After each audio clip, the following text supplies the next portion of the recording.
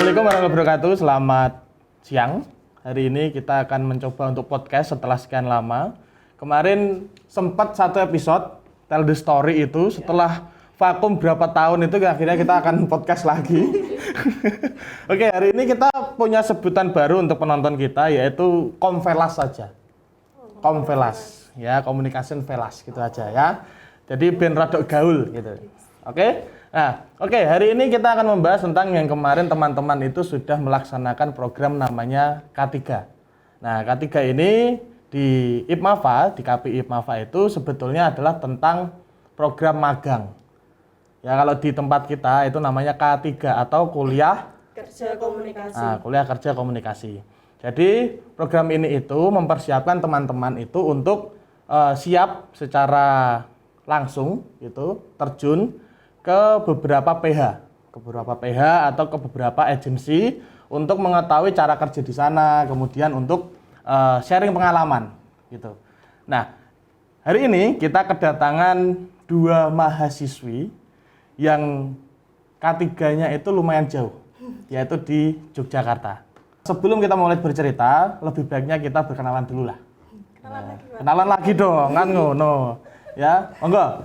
Dari Mbak Alfa atau Mbak Nisa dulu, biar teman-teman Komvelas ini tahu lah. Halo, perkenalkan nama saya Zahratun Nisa. Saat ini saya sedang berada di mahasiswa Komunikasi Penyiaran Islam Institut Pesantren Matholil Falah semester 8. Halo Komvelas, nama saya Aufa Bokoria, biasa dipanggil Aufa. Saya dari jurusan Komunikasi Penyiaran Islam.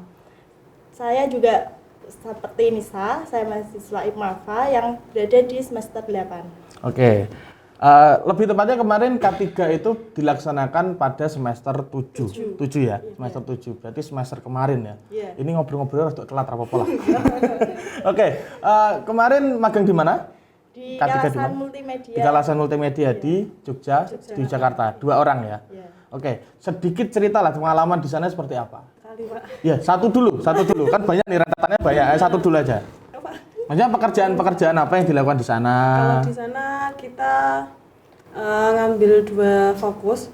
Yang satu itu produksi, yang pertama. Untuk yang kedua itu di digital marketing, lebih tepatnya di copywriting. Di copywriting, di perikanan ya lebih. Itu kita bicara copywriting dulu. Copywriting dulu itu kan lebih, kalau di IPMAVA itu maksudnya mata kuliah periklanan.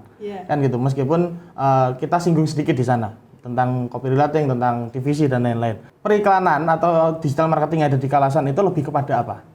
Di divisinya kah, atau di Instagramnya, di sosial media kah, atau apanya?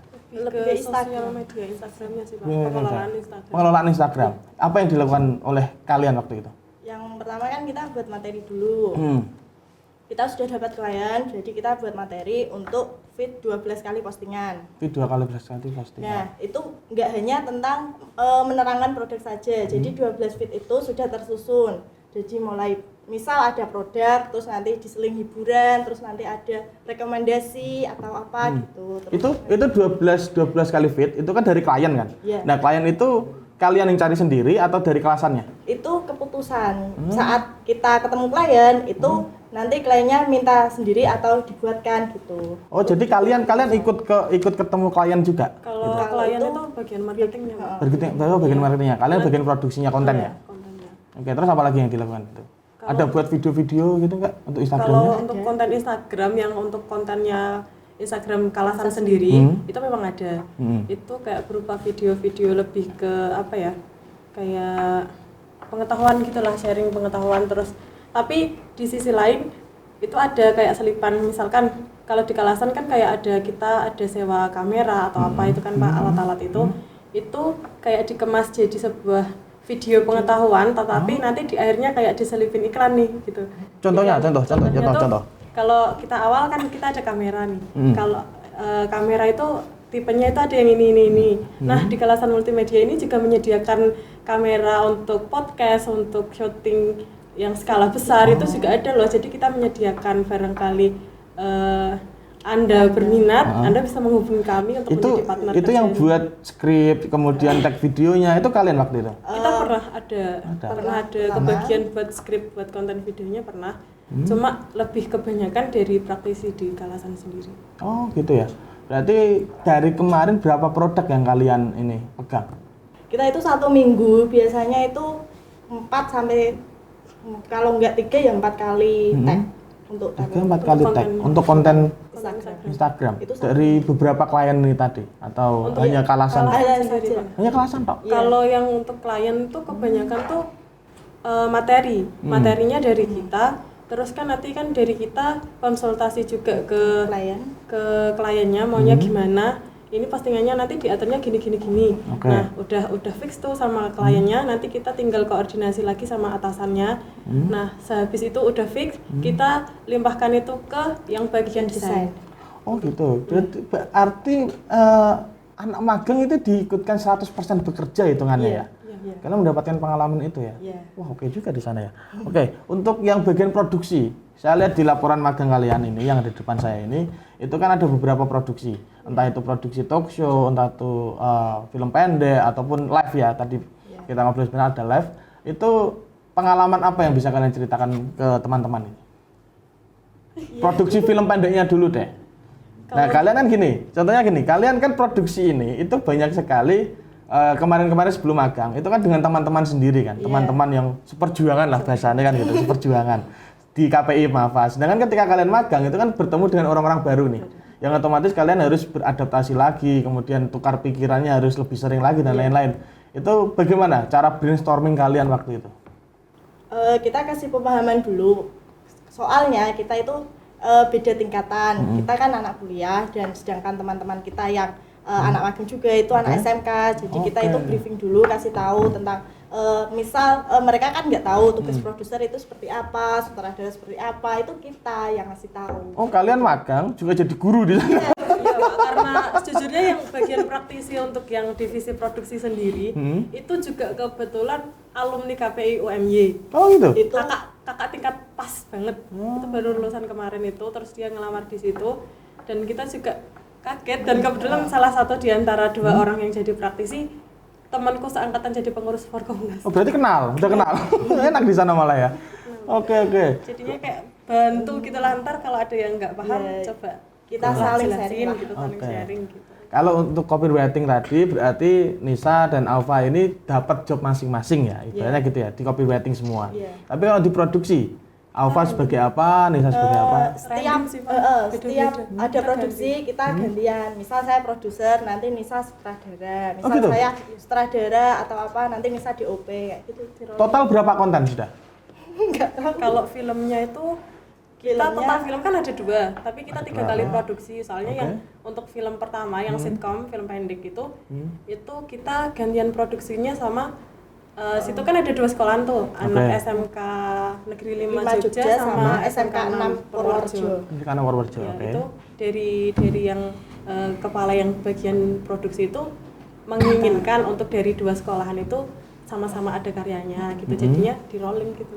Sama-sama buat sitcom tapi di rolling. Terus yang film yang terakhir itu diikutkan lomba yang acara Humas Jogja, itu kan tentang vaksinasi pendapat masyarakat atau apa. Itu kan ada 3 pilihan tema. Nah, kita ambil yang tema ketiga itu yang vaksin. Oh, jadi kamu magang ya juga bekerja lah di situ, kemudian ya ikut lomba juga, produksi ngajari anak SMK. Soalnya di sana itu sudah diwajibkan harus kayak ikut lomba. Ada lombanya gitu Pak. Dari kalasannya sendiri? Iya. Oh gitu. Walaupun cuma 1 kali. Sebagai syarat bahwa kalian sudah magang di situ ibaratnya ikut lomba ini. Setidaknya ada karya yang memang dilombakan. Itu dari atasannya mengusulkan gitu. Walaupun masalah menang kalahnya nggak masalah lah, yang penting ada pengalaman ikut lombanya gitu. Kalau dari segi pengalaman hitungannya lengkap ya di sana ya. Kalian bekerja sebagai admin lah ya, sebagai admin, kemudian sebagai kru produksi, kemudian juga tadi ngajari anak-anak SMK itu tadi ya kan, kemudian ikut lomba, hitungannya lengkap. Kalau boleh saya bilang lengkap. Pasti ada perbedaan yang mencolok gitu lah. Kita bicara kota saja sudah beda gitu, Jogja dengan Pati gitu kan. Nah bisa diceritakan nggak? Maksudnya pengalaman kreatif apa sih yang beda gitu? Ketika membuat namanya caption itu kan perlu yang namanya riset, kemudian perlu yang namanya brainstorming, ngobrol dengan senior atau dan lain-lain gitu kan. Sedangkan di IPMAVA sendiri kan mungkin belum ada sampai situ gitu, ya kan? Yang paling membedakan itu apa? Itu tentang digital marketingnya. Digital marketingnya. Digital marketingnya kalau di sini kan belum terjerumus di digital marketing. Soalnya kan dari masyarakat sendiri itu belum begitu sadar tentang digital marketing. Itu yang saat ini saya telah survei. Kalau di sana itu walaupun UMKM menengah ke bawah itu sudah memakai digital marketing. Oke. Nah, di situ kita juga dapat ilmu. Pertama kan kita saat buat materi itu perlu riset dari beberapa konten digital marketing yang ada di Instagram. Lalu setelah itu kita riset tempatnya. Misal dia itu punya produk apa aja. Misal kalau saya kan megang 4 akun. Yang pertama kan Murba itu tentang baut. Saya kan nggak tahu apa itu baut itu nggak tahu. Mantap loh baut. Iya oke. Menarik. Nah saya kan nggak tahu apa itu baut yang seperti apa, terus tang itu apa kayak gitu. Kalau bahasanya kan kita cewek gitu Ya, bukan dari emang anak, bukan teknik. Kamu dipasrai untuk buat konten baut itu tadi. Oke. Itu yang pertama, saya langsung, hah ini baut, yakin. Terus saya cari survei lah, kayak ada misal tank ini buat apa, terus lem pipa apa yang bagus kayak gitu. Dan mereka ketika kalian survei itu mereka terbuka sekali memberikan informasi ya. Iya. Oh, itu yang paling membedakan mungkin di situ dari di Pati atau di Jogja gitu mungkin ya. Kita bicara pembuatan film, ya kan, pembuatan film, pembuatan video ataupun talk show. Itu kan melibatkan banyak sekali kru kan. Iya. Ya kan. Itu prosesmu sebagai produser, prosesmu sebagai sutradara, itu bagaimana mengatur kru-krumu ini? Di sana bagaimana? Boleh diceritakan? Sedikit membuka aib ya. Iya, itu sangat Ya namanya kita juga itu ya Pak, sama-sama cari pengalaman dan mungkin juga untuk dari sana anak-anak SMK dari 2 SMK belum ada ya mungkin belum untuk ke filmnya mungkin belum begitu mendalam banget Ya, gitu. belum pernah produksi dan mungkin belum ya. sampai produksi kan. Soalnya Sedangkan kan kita mereka di kan sini corona. sedangkan kita di sini udah pernah tuh yang one day one script Ya, dan kejar-kejaran ya. script kita udah pernah Heeh. dari mulai bikin skripnya atau apanya kita udah pernah juga teknisnya jadi setidaknya kita paham. Nah pas produksi itu ya sebetulnya banyak yang ganjel gitu lah Pak dikit. Ganjelnya itu soal ganjel apa nih? Ya, Personalnya kah atau Gaya personal. ada yang personal. Karena kan gini Pak, banyak orang atau banyak kru otomatis kan kita harus bisa kompak nih biar Ya, ini. betul. Nah, sedangkan kita di sini pun kadang juga kita yang produksi sendiri di kampus sama-sama teman sendiri juga kadang ada yang lain produksi yang kelihatannya enggak itu aja juga wis ya, produksi tengah-tengok tok. tengok. Di sana juga banyak kayak gitu. Nah, sedangkan kayak pemikirannya anak-anak SMK kan juga masih masih bisa dibilang labil lah Ya, gitu labil lah. lah. Jadi kan emosinya juga sedikit agak sulit dikontrol. Jadi, Apa yang kalian lakukan sebagai kakak lah di situ? Kak, Soalnya Kak lihat tadi cerita-cerita itu kan banyak sekali ini kan, sebagai kakak, kamu sebagai pekerja di situ, kamu sebagai riset dan lain-lain gitu kan. Kompleks sekali gitu loh kayak kalau saya lihat itu. ya harus memahami lah ya karakter mereka masing-masing. Ya kadang mereka misal si A, si B, si A ini tugasnya sering diajak jawab terus. Nah, yang si B ini jarang. Nah, mesti kan ada tuh misal kejadian kayak gitulah. Masalah entah itu personal atau misal kita mau ngadain produksi tapi diikut sertakan di masalah mereka gitu. Oke. Jadi kadang itu di saat ya pas dari produksi itu ya yang ikut bantu ya itu aja. Enggak semuanya lah ya. Oke. Itu di produksi ya hitungannya ya begitulah di produksi ya sama lah. Mana-mana sama lah. Mungkin dari sekian banyak pengalaman tadi, sekian produksi tadi, yang paling membekas di kalian apa? Satu-satu deh. Yang paling betul-betul wah ini gaweanku banget ataupun wah ya aku pengen di sini karena ini gitu. kalau aku lebih ke copyrightnya malah. Copyrightnya? Karena apa? Gara-gara apa? Karena aku tuh orangnya kan emang dari awal kalau untuk kayak menulis gitu kan emang belum punya passion kayak gitu ya Pak. Maksudnya emang nggak mendalami hal itu. Cuma karena aku juga pelaku bisnis, jadinya aku merasa aku butuh nih ilmu ini gitu. Untuk ya sebisa mungkin nanti misalkan bisnis aku sendiri tuh udah berkembang, aku bisa menerapkan ini nih gitu. Oke. Aku lebih ke copyrightnya. Karena sejatinya kalau kita bicara digital marketing kan pangsa pasar kita lebih banyak, lebih luas gitu kan. Iya. Dengan itu. Kalau apa? Kalau aku soalnya aku belum kayak imbang gitu loh Pak. Belum benar-benar menemukan yang klik. Klik. Gitu. Tapi dari pengalaman-pengalaman itu teman-teman kan pasti ada yang membekas lah, nggak mungkin enggak kan. Contohnya tadi ngajari anak-anak SMK atau apa gitu kan pasti ada. Yang paling membekas walaupun itu hasilnya nggak maksimal, tapi kita sudah berusaha mulai dari itu kejar-kejar target itu waktu produksi talk show. Produksi talk show, oke. Itu soalnya kita baru pembuatan episode pertama.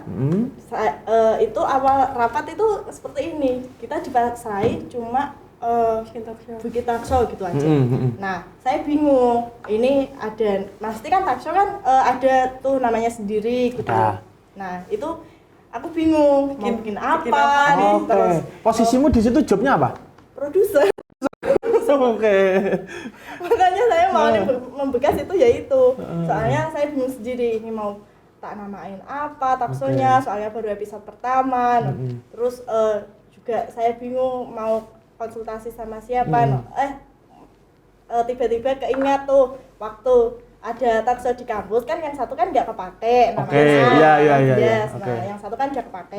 Nah, awalnya mau pakai itu, tapi ternyata di sana saat konsultasi sama praktisinya itu bilang gini, kan ini jadi kampusmu, ya kalau enggak ya bikin sendirilah. Tapi lah dibilang gitu, langsung saya ke ruang desain, saya minta pendapat mereka.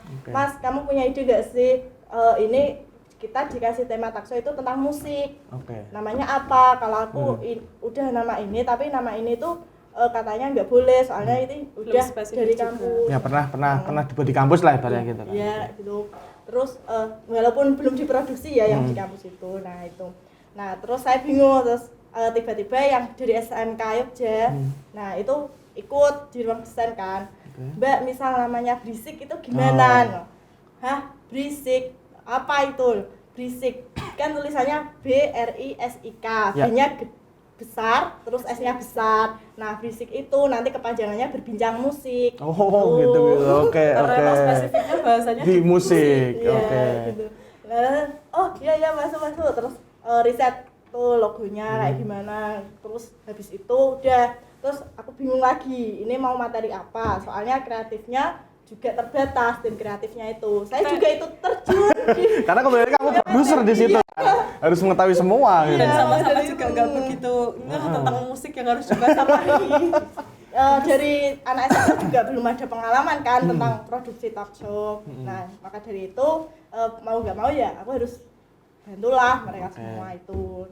Nah, terus udah gini udah langsung dapet. Terus kita survei tempat udah dapet. Kita saat marking kan butuh marking. Ya, butuh marking, oke. Nah, saat marking itu juga udah. Tapi pas misal hari ini marking, besok talk show. Tapi dari salah satu apa namanya kayak gitu, kepalanya yang produksi, bikin produksi, itu mengubah itu semua. Saya langsung lemas dong, Karena gini jadi Mbak, enggak, ya? jadi Kalau enggak di sana gitu. tuh katanya menurutnya itu kan ruangannya terlalu sempit lah, terlalu kecil. Padahal kita kan juga kalau produksi di lab gini kan juga emang terbatas banget betul. Kan Pak. Jadinya kita yang udah pernah produksi di ruangan yang terbatas itu, kita udah ngatur nih kameranya. Ini sebelah mana udah tahu. Ngatur nih, gitu kan. Udah pakem lah itu sama yang itu juga dari pembimbingnya kita yang di sana, itu juga udah dibantu marketing segala macam. Terus gak apa-apa tinggal tag besok gitu kan. Itu juga udah tag bagian yang kan ada typing musiknya khusus untuk narsumnya. Soalnya narsumnya itu benar-benar pemain gitarisnya. Jadi saya typing gitu. Walaupun nggak ada penyanyinya, tapi kan paling nggak udah musiknya udah dapet dari pemain gitarisnya itu tadi. Nah itu udah tapping di situ, tapi di lokasi yang udah terus ya udah nggak apa-apa, tappingnya simpan aja nggak apa-apa gitu katanya. Terus setelah berjalannya waktu malah diubah tadi oleh ya satu sisi ya nggak jelas. Di parani wae. Itu malah Oke, untuk informasi konvelasi yang ada di rumah, jadi di IPMAPA itu ya mulai semester kalian lah ya, itu ada program itu membuat sebuah konsep gitu nanti akan ditarungkan oleh 2 kelompok itu yang akan yang menang siapa nih ibaratnya gitu, yang menang siapa nih yang akan konsepnya itu kita pakai untuk di UAS ya, yang akan dipakai di UAS gitu. Kemudian kenapa kalian memilih Kalasan Multimedia sebagai tempat kalian magang? Alasan yang paling kuat apa? Yang pertama, saya udah dapat info. Saya awalnya mau magang di daerah Surabaya. Oke, tapi ternyata teman saya itu keluar dari situ. Yang di Surabaya apa? TVRI. Oke. Itu terus ya udahlah nggak jadi, soalnya juga belum tahu tentang infonya. Nah, kan otomatis saya juga telat untuk mencari beberapa tempat magang. Saya udah sekitar 20 atau enggak 30-an lah. Saya udah DM Apply DM. di semua nyebar lah ya. Mau itu yang di perusahaan besar, menengah, maupun kecil, raketok dan lain-lain. ya kayak gitu. Saya sebar semuanya. Terus ada 2 balasan. Yang pertama itu dari yang langsung ya, itu dari Kalasan. Yang kedua ada dari TATV Solo. TATV Solo, oke. Nah, saat TATV Solo itu rada slow respon. Padahal di situ juga lumayan lah ya, sudah kemungkinan juga dapat ilmunya juga lumayan. Soalnya itu stasiun televisi yang itu termasuk stasiun televisi yang baik ya, di daerah. Di daerah, salah satu yang bagus di daerah. Yang di daerah itu TATV Solo kan. Nah, juga saya juga kayak komentar dari anak magang yang reviewnya anak lulusan anak magang TATV itu juga rata-rata bagus. Soalnya juga di situ juga ada tempat mesnya sendiri, betul. Ada kafenya yang langsung gabung sama stasiun televisinya itu, kafenya juga bagus ya. Terus ilmunya juga enak, gitulah pokoknya banyak. Lalu yang kedua itu yang di Kalasan. Itu langsung gercep balasannya. Terus saya juga pertimbangkan lah ya. Terus ada lagi soalnya dari Magang Jogja. Magang Jogja. Yang pernah. Ya, itu kan bingung kan. Ini yang Magang Jogja apa yang Kalasan? Magang Jogja 3 bulan, kalau yang Kalasan terserah minimal 1 bulan. Nah, bingung terus tiba-tiba ya udahlah yang jelas-jelas aja di Kalasan. Minta pertimbangan jenengan dulu. Ya, oke. Kayak gitu. Terus langsung tiba-tiba saat udah ngurus ini semua, yang dari Temanggung TV tiba-tiba ada balasan disuruh masukin proposal. Terus saya bingung, nah ini sudah janjian, sudah ngasih surat magang di Kalasan, tapi kok dari Temanggung TV langsung ada balasan ngajuin proposal, disuruh ngajuin. Jadi banyak sekali pilihan ya waktu itu ya. Akhirnya jatuh cintalah ke Kalasan itu ya. Oke, beberapa ilmu mungkin sudah didapatkan di KPI, ya kan? Ketika di magang itu bagaimana? Kalian menerapkannya bagaimana terkait mungkin ya di teknisnya atau tentang konseptingnya dan lain-lain, itu bagaimana kalian? Rasanya piye? Apakah berbeda sekali? Ya, kalau berbeda boleh diceritakan lah. Untuk pengalaman teman-teman yang ada di rumah ataupun adik-adik tingkat kalian. Ya kalau menurutku ya Pak, kalau kita di sini kayak perintilan alat-alat kecil gini kan emang udah lengkap ya, karena kita emang fokusnya juga kayak di produksi, ada film ataupun talk show. Kalau di Kalasan kan lebih spesifiknya sekarang itu kan event-event besar. Jadi kebanyakan di sana tuh emang alat-alat yang buat alat-alat besar-besar gitu Pak. Big event lah ya. Kayak gitu. Yang untuk alat, pokoknya event-event gede lah, skala nasional kayak gitulah Pak. Nah sedangkan kita kalau produksi kan kita butuh lighting perintilan kecil-kecil gitu kan butuh ya. Sedangkan di sana satu ya cuma minim lah Pak, bisa dikatakan minim ya, karena kita juga memaklumi karena memang Kalasan speknya juga emang buat event-event gede, jadinya ya kalau alat-alat kecil gitu kan ya udahlah nggak apa-apa lah seadanya dulu gitu. Karena yang saya tahu juga Kalasan itu kan skalanya kan skala seminar nasional yang besar, kemudian event-event yang berapa ratus meter ibaratnya panggungnya gitu kan. Gitu. Jadinya ya udahlah seadanya kita manfaatin lah gitu kan. Pas mau produksi juga kalau bisa sewa ya bantu sewa lah gitu kan, kayak ngajuin ke atasannya, boleh nggak nih mau sewa ini karena butuh banget buat alatnya gitu. Kayak pas kemarin mau lomba, yang namanya lomba kan kita kalau setengah-setengah kan juga kurang gimana gitu ya Pak ya. Betul. Sama sekalian produksi sih ya, sekalian ya udah kita niat gitu dari segi alat atau apapun. Tapi yang dari lagi-lagi yang dari sananya itu kayak udah lah pakein aja seadanya aja, ntar tak dampingin, tak bantu ngatur gitu. Berarti kembali lagi pada konsepnya bahwa kreativitas itu memang tidak ada batasnya di situ gitu loh. Ya kan? Dengan sedikitnya alat mungkin bisa menghasilkan karya seperti ini kan gitu. Tadi saya sudah bilang di off record tadi, saya pede melepas teman-teman untuk magang kali ini pede. Dan kemudian kita kan mempunyai konsep yang berbeda ini Komvelas. Jadi di magang kali ini kita membebaskan teman-teman itu untuk memilih tempat magangnya sendiri, baik di dalam kota maupun di luar kota. Tapi saya sarankan memang di luar kota, karena pengalaman-pengalaman di luar kota tentu berbeda jauh dengan apa yang ada di dalam sini gitu. Jadi konsep itulah yang kita usung untuk magang tahun kemarin semester kemarin. Pesan untuk adik-adik tingkat kalian yang akan menghadapi K3. Kalau dari aku ya Pak. Ya. Cari lokasi atau memang passion yang udah kamu punya, kembangkan. Terus jangan takut untuk memasuki tempat baru, karena yakin banget di situ tuh banyak pengalaman yang emang di sini kita belum dapatkan, tapi di sana insya Allah pasti ada lah gitu. Enggak, meskipun cuma sedikit yang mungkin berbeda dari sini, pasti ada. Ya Pak, perbanyak relasi jadi nambah. Dan keluarlah dari zona nyaman lah. Iya, itu utama itu. Dari apa? Kalau dari saya, sebelum kalian misal ditentukan magangnya itu, kamu sudah benar-benar mendapatkan tempat yang kamu inginkan. Itu yang pertama. Lalu setelah kamu mendapatkan tempat yang kamu inginkan, itu benar-benar pembukaannya sesuai nggak sama jadwal saat kamu magang.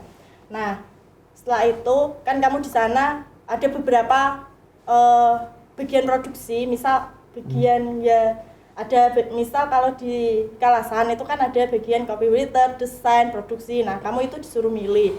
Nah, kalau kamu tidak di bagian, misal kamu nggak ada skill di situ, tapi paling nggak kamu punya dasarnya, itu nggak apa-apa, kamu langsung terjun. Nanti kamu juga punya pengalaman sendiri di sananya gitu.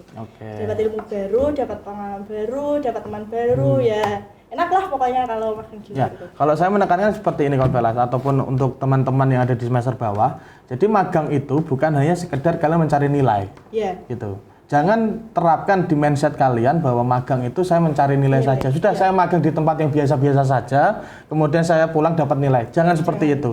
Karena kembali lagi, kalau kalian magang, penerapan ilmu yang kalian dapatkan di kampus itu akan terbukti di situ. Itu yang pertama. Kemudian yang kedua adalah pengalaman-pengalaman baru yang mungkin kalian tidak dapatkan di area kampus. Itu yang paling utama. Kemudian yang ketiga adalah kalian akan siap menghadapi yang namanya dunia kerja. Itu yang paling utama.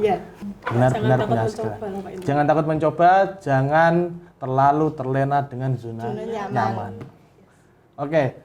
Luar biasa sekali teman-teman, 2 calon broadcaster lah saya bilang. Calon broadcaster, Aufa dan Nisa ini juga sudah punya usaha lah ya. Usaha yang dari kuliah sudah dirintis gitu kan. Jadi skillnya lengkap. Scriptwriter juga bisa, nulis skrip, kemudian digital marketing dia dapatkan itu kemarin ilmunya, kemudian akan diterapkan di bisnisnya masing-masing.